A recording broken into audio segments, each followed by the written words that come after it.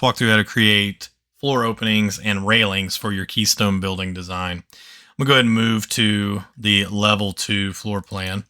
We're gonna see that our staircase we brought in earlier is missing, pretty much doesn't really have an opening in the floor. If I go back to the 3D view, we can kind of see this by hiding the south wall on this project, and even the curtain wall here will hide. And you can kind of see that our staircase here is kind of poking up through the floor, and there's no way to kind of get down through the stairs. So what we're going to do is move back to that level 2 floor plan. I'm going to focus on this side here. We're going to go to the architecture tab, opening panel, and we're going to use the shaft opening that'll cut through roofs, floors, ceilings, things like that, since we've probably got a few of those. I'm just going to go ahead. I could use the pick line tool, which usually kind of helps. Like if I pick on the edges of the stair railings and then where the base of the stairs is going to be at. And what we're going to do here is just do a little trim extend the corner. Clicking on the parts I want to keep. And then if I want to draw a line in, like here, I can kind of see where the edge of the railing. I might want to leave just a little bit of room here, and I'll draw a line. And then I can go ahead and use trim extend the corner. And even if I've got a little bit of a line sticking off, I can always click on the parts I want to keep to be able to create this rectangle. I could draw a rectangle as well. Just want to show you some functionality of what you can work with. Let's go back to that 3D view. Now you're going to see here's the shaft opening. You can see little blue arrows. I'm going to drag this down. I really don't want this to have to go all the way through this portion, but maybe I do want to drag it through to where, if I look from the front, I don't want it to maybe cut into the ceiling. Actually, I do want it to cut through the ceiling. So I'll kind of cut through there, and then that way it'll definitely reach down into the portion below. If you look, the ceiling does kind of cut over. So maybe I do need to make a little bit of an edit. I can always edit the sketch. I do recommend always going back to level 2. Maybe in this case, we need to actually make that on the ceiling level or kind of go into that. I don't think we want the entire opening, but if we do, we want to go all the way across.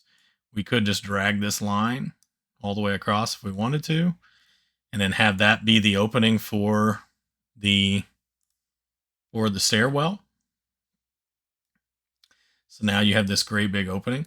You do have some exposed girders and everything there. Looks like I got one kind of girder in the way. Same thing there. We would really need to look at, like, I'm going to leave these in here, but if you wanted to delete them, you could.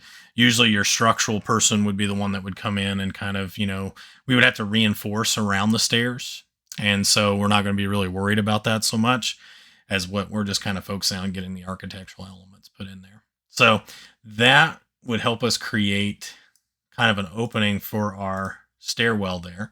Now, one thing is that you got to worry about people walking and then, maybe falling down the stairs. So the railings portion, I'm gonna go to level 2. We may need to install a railing, which you can go up here into the circulation panel. And I would probably say a sketch path is going to be what we're going to work with. And I'm just going to draw a railing. So we want to leave the side of this kind of open, but there is a little bit of railing there, and we can either stop. But I'm actually going to pull off the corner here. I'm just going to draw a line across and kind of come up here. And then maybe we do the same thing on the other side. And we could even do the mirror tool if we wanted to. But let's say we put up some railings. Then that way people can kind of do that. All right, it does say it needs to create either a single connected sketch. So what I'll probably do here is, let's delete this one. Let's hit the green check mark. We get a railing already put in there. Let's select this railing. And then pick a mirror line here somewhere. And then that way it'll put a rail on the exact same side. Let's see what this looks like in our 3D view. All right, so there's our railing put in. The other thing too, you can always change the type of railing. In fact, it might be kind of neat. Let's go and just throw a camera in here and see what this looks like from a perspective view. If we need to open up the crop region, we can do so. Change our view type. And here you can actually see what type of railing that you have. You can also select, this is a guardrail pipe. You go to a handrail pipe if you wanted to. There's some different types of handrail, guardrail, things like that that you can use. So, but I think as long as we have some sort of handrail or guide just to keep people from being able to fall down the stairs, then that's going to add to the safety of the building, but also to some of those vertical circulation elements. So little different ways that you can kind of add those railings in, but overall, that's going to be the general kind of process as we kind of get going into the design of our Keystone building. And if we take a look from the 3D view, we'll see, yep, we've got a nice kind of section off there. And you can decide where these stairs are going to be. You can decide how the railings are going to be.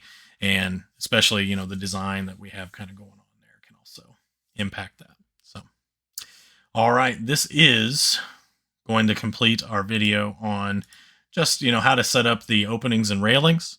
Again, be creative and have some fun with how you might design your building and create your stairs. And just remember those little safety elements that we need for our patrons in our Keystone building design.